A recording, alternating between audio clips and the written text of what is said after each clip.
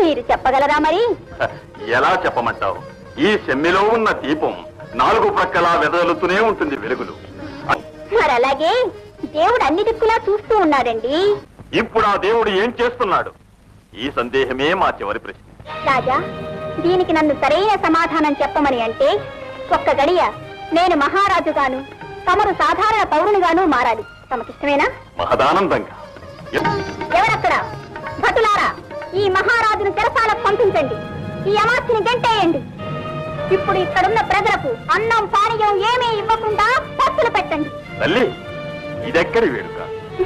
వేడుక కాదు మహారాజా, ఇదే ఇప్పుడు ఆ దేవుడు ఏం చేస్తున్నాడన్న దానికి అర్థం.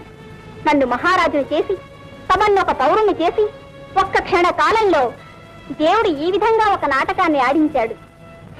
ఇప్పుడు అర్థమైందా దేవుడు ఏం చేస్తున్నాడు అన్నది? తల్లి